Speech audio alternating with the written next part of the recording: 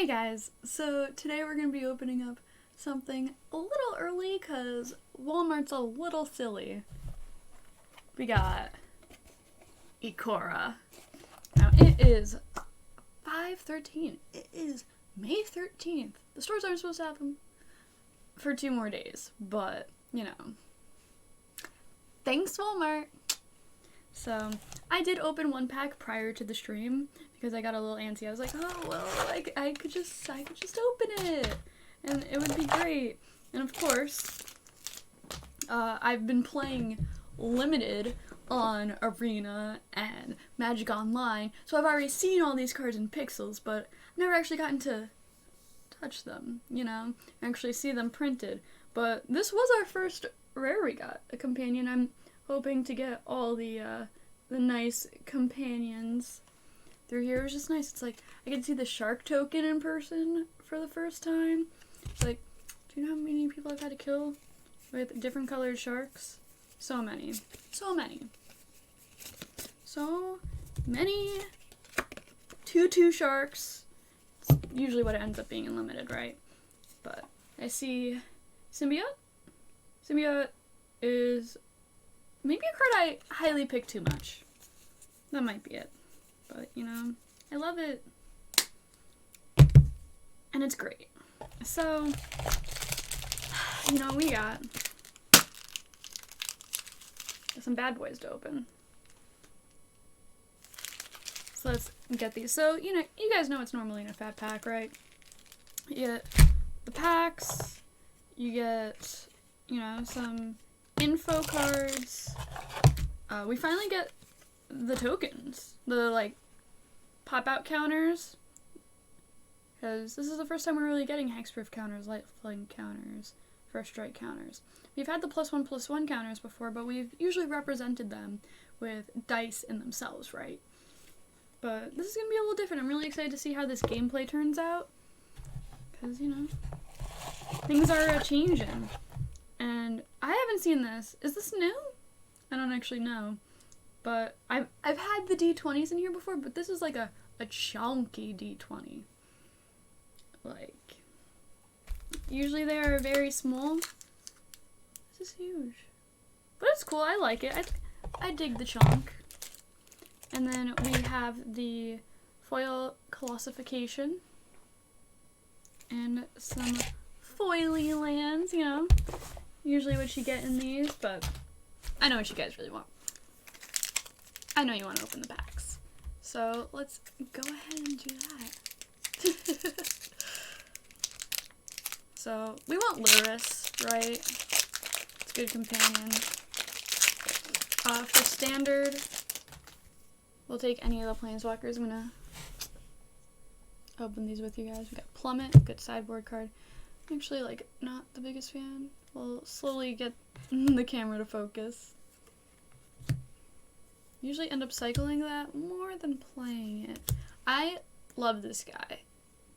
It's just so, it happens so much more than that when you morph on top of this, first of all, morphing on top of a 1-drop, perfect curve. Second of all, everyone forgets the actual text on this card, so they'll do the math. Oh!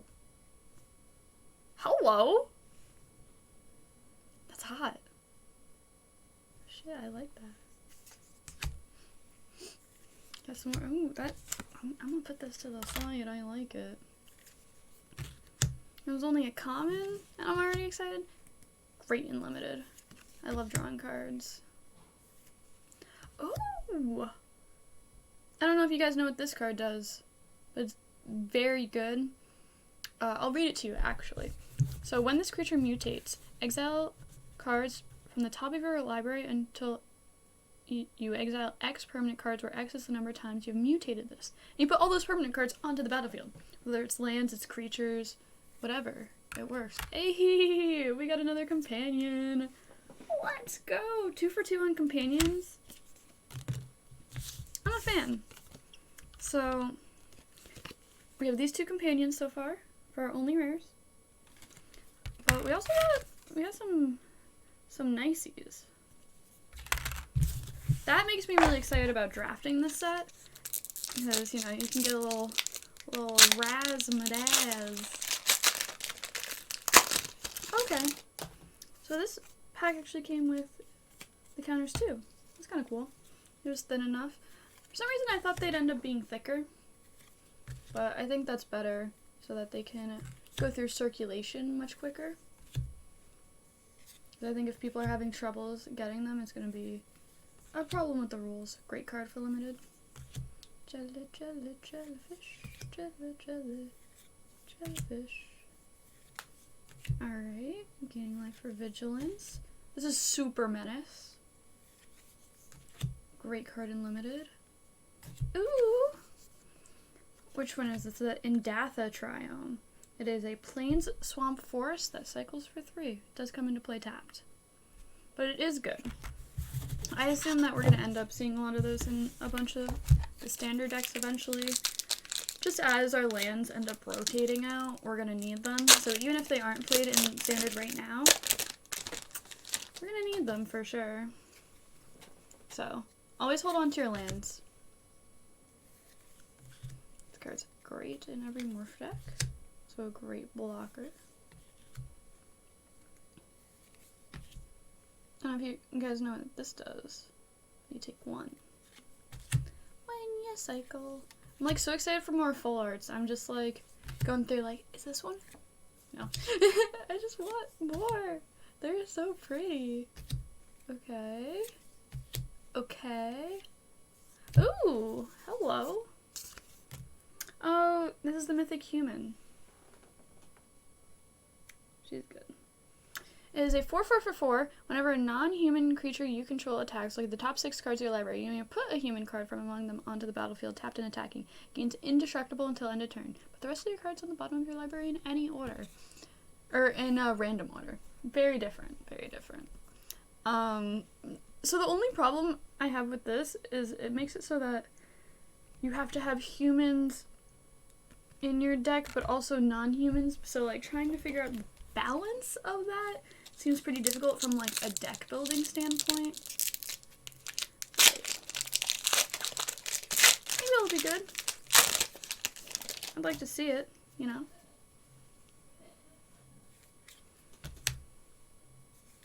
I'd like to see where that can go. Maybe more fullers. I take dead weight so highly in every draft, and if you don't, you should think about it. It is very good. Blood Curdle, best common in the set. I don't know why the words at the bottom aren't showing up, but you know, it happens. It is destroy target creature for an instant, and you get to put a menace counter on one of your guys. Who? Alright, you ever see this guy in limited? You're taking it. Alright, you guys know what Parcel Beast does? Well, it's mutate for 1 green, 1 blue. But you pay 1, you tap it, you look at the top card of your library. If it's land, you just put it onto the battlefield. If you don't, put it into your hand. Card advantage, ramping, hello? Who doesn't want that? We got our big cycly play. Ooh, Olga. Nice. Ooh, and we got a foil Clash of Titans. It took me a little bit to understand why this card was 5 mana. I thought it was just a fight, but you can make your opponent's creatures fight their own creatures. So that's way better. It's a double removal spell at instant speed. So it's very awkward to fit in some decks, I've found, but I think it's doable. Like some decks you also like have trouble finding room for removal spells. So did they just get me with the pack? With the 2 full arts? And that was a tease? Is that all I get?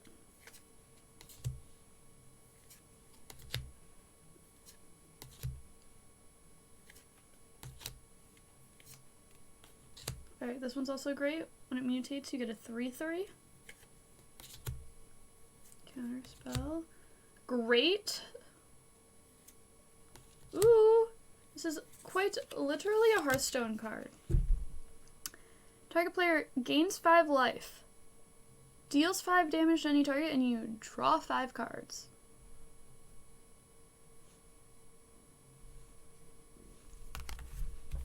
But I love it. Of course I love it.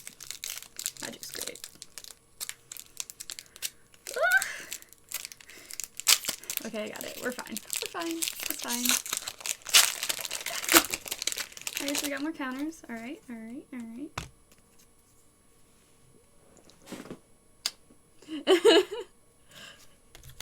So let's go. Show me. Frostlinks, amazing and limited. This card is great. Deal damage equal to the number of lands. Some ramp and fixing is always useful. As I was saying.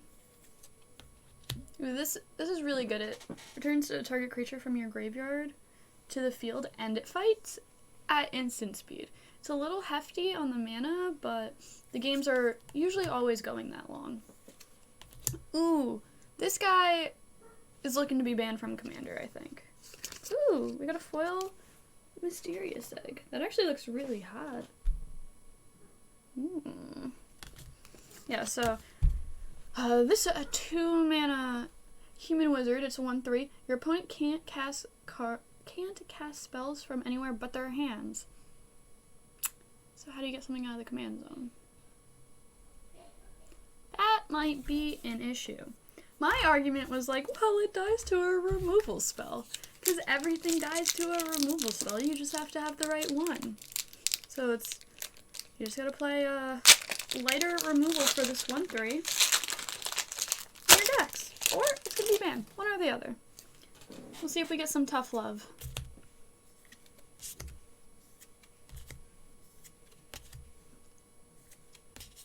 Dark Bargain's great. Don't play Dark Bargain. Dark Bargain? Yeah. It just sounds funny.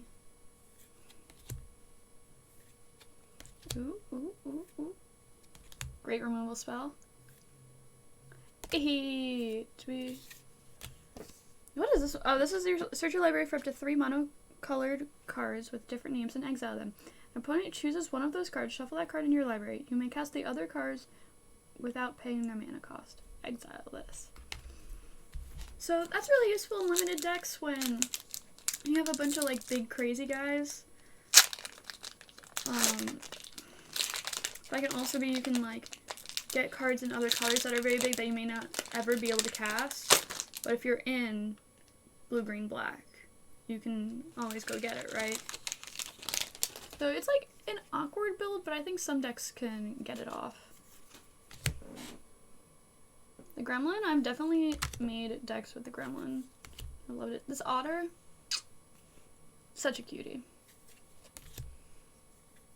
Great, and the Flash deck. The Flash deck is hard to make, though. I think it's doable. Almost. Not all the time, but almost always pick Death Touch. Is Death Touch or Lifelink? Death Touch is usually going to be better. Just throwing that out there for you. Yeah. Love it. Such a good removal spell. Hey! So, I read this card a couple times, because I was like, are you sure this is how this works? So, whenever a creature you control leaves the battlefield, if it had counters on it, you then put those counters on this card. And this is a legendary artifact. For 1. At the beginning of your combat, if this has any counters on it, you may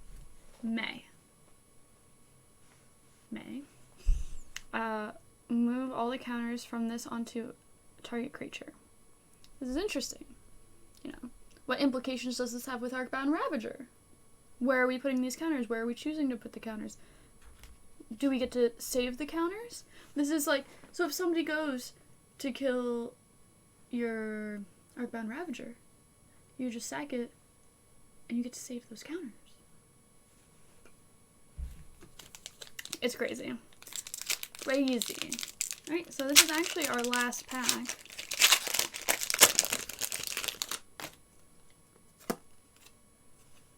Human Soldier.